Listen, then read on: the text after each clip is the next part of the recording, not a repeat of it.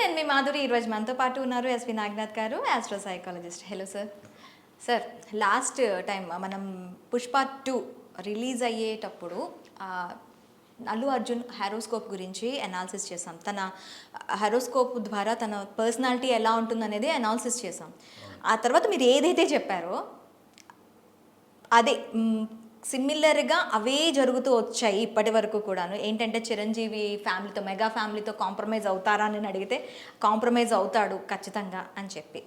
అయితే తను ఈ పుష్ప 2 రిలీజ్ అయిన తర్వాత తను జైలుకి వెళ్ళటం, ఏదైతే సంధ్య థియేటర్ ఇష్యూ ఉందో ఆ ఇష్యూలో జైలుకి వెళ్ళటం, జైలు నుంచి వచ్చాక ఇవన్నీ సినారియాస్ చూసుకుంటే కాంప్రమైజింగ్ కనిపిస్తుంది, కానీ మెగా ఫ్యామిలీతో ఒక కాంప్రమైజింగ్ నేచర్ కనిపిస్తుంది, కానీ యాటిట్యూడ్లో మాత్రం తగ్గేదేలే. అసలు Allu Arjun attitude Pushpa movie series వల్ల వచ్చిందా, లేకపోతే తన ఆస్ట్రాలజీ అండ్ తన సైకాలజీ దీంట్లోనే ఉందా ఆ యాటిట్యూడ్? నేను ఎప్పుడూ ఒక విషయం అనాలిసిస్లో చెప్తుంటాను. గతంలో కూడా మనం శోభిత నాగ చైతన్య గురించి మాట్లాడినప్పుడు కూడా పర్సనాలిటీ అనాలిసిస్ చేశాం. Yes. Okay, so personality analysis అనేది నేను కొత్తగా చేసేది ఏం లేదు. ఏ ఆస్ట్రాలజర్ అయినా కానీ ఒక్కసారి date of birth, time, place of birth తీసుకుంటే వాళ్ళ హారోస్కోప్లో వాళ్ళకి బై బర్త్ ఒక నేచర్ ఉంటుంది, పుట్టుకతోనే ఒక స్వభావం, ఒక పర్సనాలిటీ ఉంటుంది. సో అదర్వైజ్ ఒక వ్యక్తి పర్సనాలిటీ మీరు కూడా అనాలిసిస్ చేయొచ్చు సైకాలజీ బ్యాక్గ్రౌండ్ లేకుండా. వాళ్ళ బిహేవియర్, వాళ్ళ కమ్యూనికేషన్, వాళ్ళ థాట్ ప్రాసెస్, ఇవన్నీ కూడా మీకు డే టు డే లైఫ్లో కనిపిస్తాయి. మీరు, నేను ఎవరన్నా చేయొచ్చు. అంటే మన కళ్ళతో చూస్తే, అంటే మన తోటి వాళ్ళతో ఉన్న వాళ్ళతో వీళ్ళు ఇలాంటి వాళ్ళు, వాళ్ళు అలాంటి వాళ్ళని ఒక ముద్ర వేస్తూ ఉంటాం మనం. అదే మనం ఏంటంటే అబ్జర్వేషన్ ద్వారా మనం ఎవరి పర్సనాలిటీ అని అనాలిసిస్ చేయొచ్చు. కానీ ఆస్ట్రాలజీలోనే ఇంబైబ్డ్ పర్సనాలిటీ ఒకటి ఉంటుంది. ఇది నేను ఎక్స్టర్నల్ ఫ్యాక్టర్స్ చూసి చెప్పింది కాదు. ఆస్ట్రాలజీలోనే imbibed nature, personality, behavioural pattern, thought process, understanding, communication, execution, ఇలాంటివన్నీ లక్షణాలు కూడా బై బర్త్ ఉంటాయి.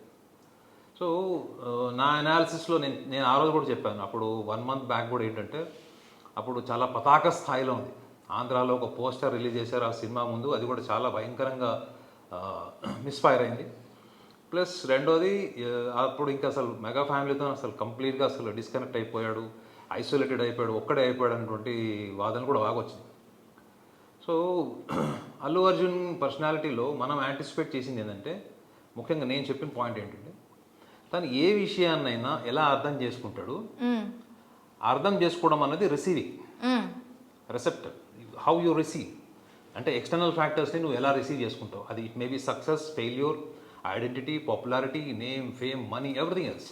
ఇది మన చుట్టూ జరుగుతున్నటువంటి ఒక సిస్టమ్. అది దీన్ని మన బ్రెయిన్లోకి మనం ఎట్లా ఎక్కించుకుంటాం. That is one angle I have explain. అది మన ఐడెంటిఫై అయిపోయిన తర్వాత, whatever happening around you, success, whatever it is, how you get identified and how you channelise it to your ego. అర్థమైందండి. ఐడెంటిటీ, గొప్ప గొప్ప awards, rewards వచ్చిన వాళ్ళు, national level, international popular అయిన వాళ్ళు కూడా మోడెస్ట్ ఉంటారు, యాటిట్యూడ్ ఉండదు, సింపుల్గా ఉంటారు. One of the best example megastar Chiranjeevi. So కొంతమంది దాన్ని ఐడెంటిఫికేషన్తో పాటు దానికి ఒక ఈగో యాడ్ చేసుకుంటారు. అంటే ఈగో అని ఎందుకు చెప్తున్నానంటే, ఇక్కడ ఈగో అంటే అహంకారం అని కాదు. ఈగో అంటే ఏంటంటే, మీకన్నా నేను సాధించింది ఏంటి ఎక్కువగా, మీ అకౌంట్లో ఎన్ని అవార్డ్స్ ఉన్నాయి, నా అకౌంట్లో ఎన్ని అవార్డ్స్ ఉన్నాయి, నాకు వచ్చిన అవార్డు ఇంతకుముందు ఎవరితో వచ్చిందా, ఇవాళ నేను తీసుకున్న రెమ్యునరేషన్ ఇంతకుముందు ఎవరైనా తీసుకున్నారా. ఈ డిస్క్రిమినేషన్ ఎప్పుడైతే నువ్వు పర్సనల్గా కంపారిజన్, దాని డిస్క్రిమినేషన్ ఉంటుంది. ఈ డిస్క్రిమినేషన్ ఆఫ్ ఐడెంటిటీ ఏదైతే ఉంటుందో, ఇది ఆల్రెడీ ఆయనకి ఇంజెక్ట్ అయిపోయింది. Okay, proud feeling. It is not just proud, even arrogance. Oh, even it's an arrogance. అంటే ప్రౌడ్ నుంచి ఆరగెన్స్ వరకు వెళ్ళిపోయాడు. అంటే ఇప్పుడు ఈ సక్సెస్ వల్లనే వచ్చింది అన్నది మాత్రం రాంగ్. మీరు అన్నారు కదా, పుష్ప 2 నుంచి పికప్ అయిందా, or else it is imbibed nature, is horoscope is indicating అని అడిగారు. హారోస్కోప్లోనే ఈ type of aggressive behaviour, aggressive communication, lack of patience, anger management failure, and he doesn't know how to డిప్లొమాటికల్లీ convey with the world. ఈ లక్షణాలన్నీ కూడా ఆయన by birth nature ఉంటుంది. నేను ఎందుకు ముందు చెప్పడం, హస్త నక్షత్రం, కన్యారాశి అంది. ప్లస్ ఇంకోటి కూడా చెప్పాను, బుధగ్రహం నీచలో ఉంటే, నేను చాలా హారోస్కోప్ చూశాను, వాళ్ళ కమ్యూనికేషన్ ఇలానే ఉంటుంది. వాళ్ళ లోపల ఎంతో అంత మంచితనం ఉంటుంది, 10 మందిని వాళ్ళతో పాటు తీసుకెళ్లాలన్నటువంటి ఒక లీడర్షిప్ డ్రైవ్ ఉంటుంది. At the same time kindness, sympathy ఇవన్నీ ఉంటాయి. కానీ అది ఎప్పుడు ఎలా ఎగ్జిక్యూట్ చేయాలి అన్నట్టు టైమ్లీ సెన్స్ ఉంటుంది చూడండి, ఆ టైమ్లీ కామన్ సెన్స్ ఉంటుంది చూడండి, అది ఎప్పుడు బయటకు వస్తుందా, ఎప్పుడు రావాలి, ఎప్పుడు రాకూడదు అన్నది కూడా వాళ్ళకి అది మోర్ ఇన్స్టింక్టివ్. మీకు కామన్ సెన్స్, సిచ్యువేషనల్ సెన్స్ ఉన్నప్పుడు మీరు సందర్భ సహితంగా మాట్లాడతారు, సందర్భ సహితంగా ప్రవర్తిస్తారు. కానీ ఇది మోర్ ఇన్స్టింక్టివ్. అంటే మీ బ్రెయిన్ నుంచి బాడీకి సిగ్నల్ రాకుండానే మీరు మాట్లాడేస్తారు, మీ బ్రెయిన్ నుంచి బాడీకి సిగ్నల్ రాకుండానే మీరు డెసిషన్స్ తీసుకుంటారు, స్టేట్మెంట్స్ ఇచ్చేస్తారు. సో దీనివల్ల ఏమైపోతుంది, ఇప్పుడు ఏదైతే నేను కరెక్ట్ అనుకుంటున్నానో, ఇప్పుడు నా కళ్ళ ముందు జరుగుతుంది ఏదైతే అనుకుంటున్నా అది నేను సుపీరియర్గా ఫీల్ అవ్వచ్చు. లేదా నన్ను ఎవడో తొక్కేస్తున్నాడు, నా మీద ఎవరో అంటే కుళ్ళు పోతోళ్ళు ఉన్నారు, నా పక్కన అసూయించుకునే వాళ్ళు ఉన్నారు అనుకుండొచ్చు. ఇవన్నీ నిజంగా ప్రాక్టికల్గా మ్యాచ్ కానప్పుడు ఏం చేస్తారు, మళ్ళీ సెకండ్ థాట్కి వెళ్తారు, మళ్ళీ డిఫెన్స్లో పడతారు. ఈ డిఫెన్స్లో పడిన ప్రక్రియనే మళ్ళీ మెగాస్టార్ చిరంజీవి గారితో ఆయన కాంప్రమైజ్ అవుతాడు అని నా అనాలిసిస్ చెప్పాను. అయితే ఇక్కడ మనం ఇంకొకటి చూడాలి సార్, తన ఫస్ట్ మూవీ రిలీజ్ అయిన తర్వాత ప్రెస్ మీట్ అండ్ జైలు నుంచి వచ్చిన తర్వాత ప్రెస్ మీట్, అక్కడ మనకి అగ్రెసివ్నెస్, మీరు చెప్పినట్టు ఒక యాంగర్, ఒక యారగెన్స్, ఒక అగ్రెసివ్నెస్ కనిపించింది. ఇక్కడ మనకి కంప్లీట్గా కన్ఫ్యూజన్, ఏం మాట్లాడుతున్నాను, కరెక్ట్గానే మాట్లాడుతున్నానా అన్నప్పుడు కూడా యాంగర్, ఆ అగ్రెసివ్నెస్ కనిపించింది. అసలు ఈ టైప్ ఆఫ్ యాటిట్యూడ్ మనం 2 పేజెస్లో చూసాం అల్లు అర్జున్ని. దీన్ని ఎలా అర్థం చేసుకోవాలి? ఒకటి థియేటర్లో జరిగినటువంటి ఇన్సిడెంట్ అయింది కదా, నాకు తెలిసినప్పుడు బాగా నర్వస్ అయి ఉంటాడు, ఓకే, చాలా భయపడి ఉంటాడు, పానిక్ అయి ఉంటాడు. సో జనరల్గా వాళ్ళకి యాక్టర్స్ కాబట్టి వాళ్ళకి లోపల భావాన్ని బయట ప్రపంచానికి తెలియకుండా మేనేజ్ చేసేటువంటి ఎబిలిటీ ఉంటుంది వాళ్ళకి లోపల. ఎందుకంటే ఆల్రెడీ కమిషనర్ గారు చెప్పారు కదా, అక్కడ ఇట్లా అయింది, అక్కడ పరిస్థితి బాగాలేదు, మీరు వెళ్ళిపోండి ఇక్కడ నుంచి ఏదైనా చెప్పినప్పుడు దానికి ఏదో సమ్ అనాలిసిస్ జరిగింది. అది ఏంటి ఎవిడెన్సెస్ అన్నది అది రేపు పొద్దున ఎవిడెన్సెస్ వాళ్ళ మధ్యలో ఉంటాయి. బట్ అక్కడ జరిగిన ఇన్సిడెంట్కి ఆయన చాలా కాన్ఫిడెంట్గా, న్యాచురల్గా అక్కడ కేవలం అభిమానుల కోసం వచ్చాను, అభిమానులకి ఎంటర్టైన్మెంట్ ఇచ్చాను, వాళ్ళకు మంచిగా బూస్టింగ్ ఇచ్చాను, వెళ్ళాను అనేది ప్రజెంటేషన్. అది మన మీడియా ముందు ప్రజెంట్ చేశాడు. కానీ లోపల ఎక్కడొక్కడ భయము, అక్కడ సిచ్యువేషన్లు ఏం చేయాలో తెలియదు. అర్థమైందండి? సో ఒక పానిక్ సిచ్యువేషన్, లైఫ్లో మోస్ట్ డిఫికల్ట్ సిచ్యువేషన్ ఆ రోజు ఫస్ట్ టైం చూశాడు. అభిమానులు రావడం, లక్షల మంది ఆయన ఫాలో అవ్వడం అనేది గతంలో చాలాసార్లు చూశాడు. బట్ అక్కడ ఇన్సిడెంట్ ఏమైంది, ఓకే, ఆయనకి చెప్పి ఉంటారు, నిజంగా చెప్పండి అక్కడ ఏం ఇన్సిడెంట్ అయిందో చెప్పే ఉంటారు. బహుశా అది వాళ్ళ మధ్యలో చెప్పారో లేదన్నది రేపు పొద్దున అది ఎవిడెన్సెస్ని చూస్తే తెలుస్తుంది. కానీ ఇంకొకటి ఏంటంటే ప్రెస్లో మాట్లాడేటువంటి, యాక్చువల్లీ నా ఇంట్రెస్టింగ్ పాయింట్ ఏంటంటే ఆయన ప్రెస్ ముందు మాట్లాడేటువంటి, ఆ ప్రెస్ ముందు మాట్లాడేటప్పుడు ఒక పేపర్ తీసుకొని వచ్చి కూర్చొని quite often he was watching paper చూస్తున్నారు, చెప్తున్నాడు, నేను ఇంగ్లీష్లో చెప్తాను, కాసేపు తెలుగులో చెప్తాను. నువ్వు ఇంగ్లీష్లో చెప్పినా తెలుగులో చెప్పినా అక్కడ సిచ్యువేషన్ ఏంటి? Language was not the barrier, language not the compulsory communication method. అక్కడ మెయిన్ కామన్ సెన్స్ ఏంటంటే అక్కడ అంత జరిగిన తర్వాత చాలామంది ప్రశ్నించింది ఏంటంటే, అంత ఇన్సిడెంట్ తర్వాత 1 మంత్ ఆల్మోస్ట్ 3 వీక్స్ తర్వాత కూడా మీరు ఎందుకు ఫ్యామిలీ మెంబర్స్ని కన్సల్ట్ చేయలేదు, ఎవరు చనిపోయిన వాళ్ళ ఫ్యామిలీని? ఒక తల్లి చనిపోయే పిల్లవాడిని కూడా లాస్ట్ మూమెంట్లో వదలకుండా అలానే పట్టుకొని ఉంది అన్నది రేవంత్ రెడ్డి గారు మొన్న అసెంబ్లీలో చెప్పారు.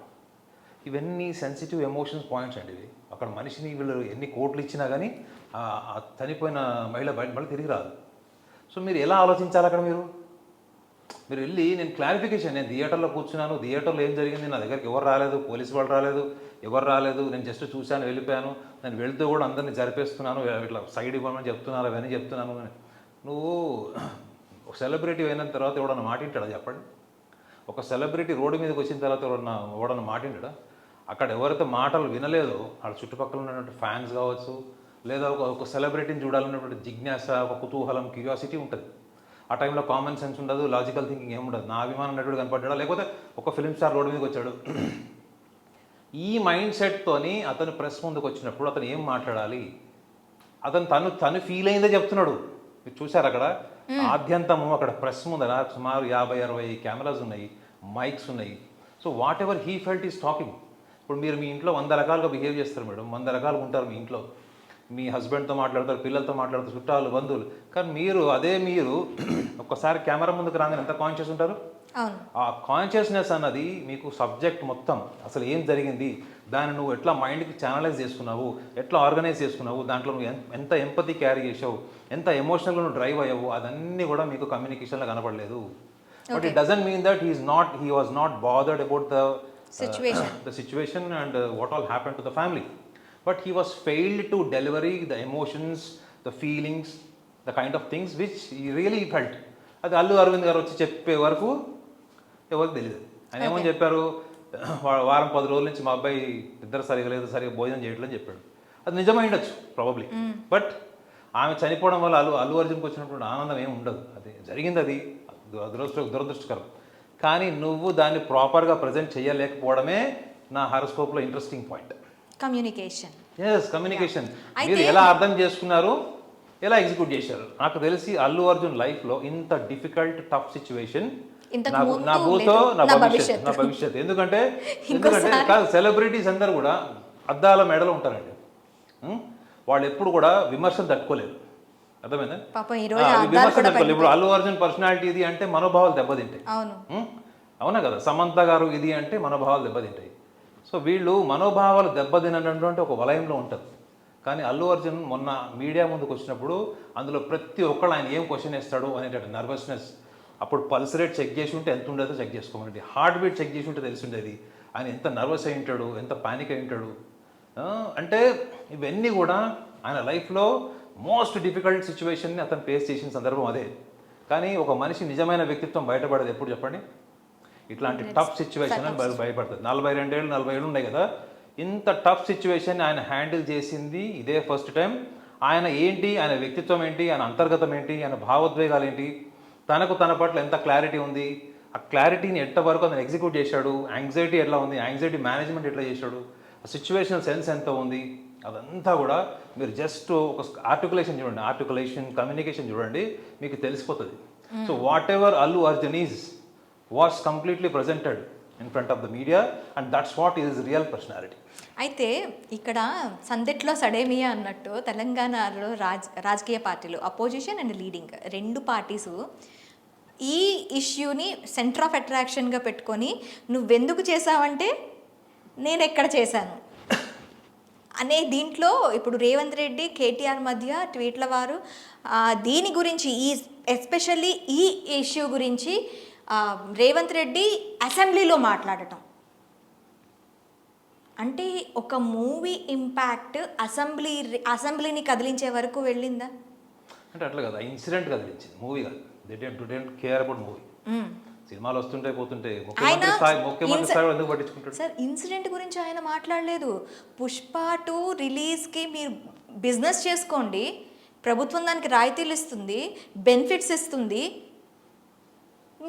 మీరు బెనిఫిట్స్ తీసుకోండి, అన్నీ చేసుకోండి, మీరు జైలుకి వెళ్ళండి, మార్నింగ్ రాత్రి వెళ్ళండి, ఈవినింగ్ మళ్ళీ మార్నింగ్కి వచ్చేసేయండి, ఇలాంటి మాటలు మాట్లాడారు. ఆ సంధ్య థియేటర్ ఇష్యూ గురించి ఆయన పిన్ చేయలేదు. ఇక్కడ అల్లు అర్జున్ని మూవీని ఒక మాధురి గారు అసలు అల్లు అర్జున్ చర్చ సంధ్యా థియేటర్ ఇష్యూ జరగకపోయింటే అసెంబ్లీకి ఎట్లా వచ్చేది చెప్పండి. అసలు అల్లు అర్జున్ అనే వ్యక్తి is a discussable person in the assembly or in the parliament because of the demise. ఆ మహిళ ఎవరితో చనిపోయిందో, ఆ పిల్లవాడి పరిస్థితి హాస్పిటల్లో బాగోలేదో, దాని ఎమోషన్ అసెంబ్లీ వరకు వెళ్ళింది. ప్లస్ ఇంకోటి వార్ నడుస్తుంది కదా, వర్బల్ వార్ నడుస్తుంది. రూలింగ్ పార్టీ వాళ్ళకి కౌంటర్గా అపోజిషన్ పార్టీ వాళ్ళు ట్వీట్ చేశారు. ఒక ముఖ్యమంత్రి పేరు కూడా ఒక సెలబ్రిటీ నోట్లో రాలేదు. ఇట్లాంటివన్నీ చూసాం. అంటే నువ్వెవరో తెలియదు అంటే వాళ్ళు పొలిటీషియన్స్ వాళ్ళు విమర్శించుకుంటారు, అది వాళ్ళకి సాధ్యమే. ముఖ్యంగా ఎలక్షన్ టైంలో అయితే చాలా బూతులు కూడా తిట్టుంటారు. కానీ ఇక్కడ ఏమైపోయిందంటే ఈ ఇష్యూ అల్లు అర్జున్ ఇష్యూ ఏదైతే ఉందో అది పొలిటికల్ మైలేజ్ కూడా డ్రైవ్ చేస్తుంది. నాకు తెలిసి ఇఫ్ ఐఎమ్ రైట్, నా యాంటిసిపేషన్ ప్రకారము Allu Arjun will remain a cat on the wall. అయితే ఈ సిచ్యువేషన్ మీరు కమ్యూనికేషన్ అంటున్నారు కాబట్టి ఈ గోడ మీద పిల్లి ఇప్పుడు అపోజిషన్ వైపు వెళ్తుందా, లేకపోతే లీడింగ్ వైపు వెళ్తుందా, లేకపోతే నాకెందుకురా బాబు ఇప్పటికైంది చాలు వెళ్ళి దుకాణం సర్దుకొని లోపలికి వెళ్ళి కూర్చుందాం అని చెప్పి నాకు తెలిసి ఇప్పుడు అల్లు అరవింద్ గారు ఏం చెప్తాడో ఫాలో అవుతాడు. ఓకే, అల్లు అర్జున్ ఇప్పుడు కూడా సొంత బుర్ర పెట్టాడు. ప్రెస్ కాన్ఫరెన్స్లో ఆయనకి ఎంత సొంత బుర్ర ఉంది, ఎంత మెచ్యూరిటీ ఉంది, ఎంత కమ్యూనికేషన్ ఉంది అంతా చూశారు. కాబట్టి నౌ ఐ థింక్ ఈ sincerely obediently follow what is father says. Allu Aravind గారు ఏం చెప్తారో అది ఫాలో అవుతారని నేను అనుకుంటున్నా. అల్లు అరవింద్ గారు ఎట్లా ఆయన intellectual balanced person, one side person కాదు కాబట్టి ఆయన మ్యాటర్ సెటిల్ చేసుకోవడానికి మాత్రమే చూస్తారని అనుకుంటున్నాను. Okay sir, thank you very much.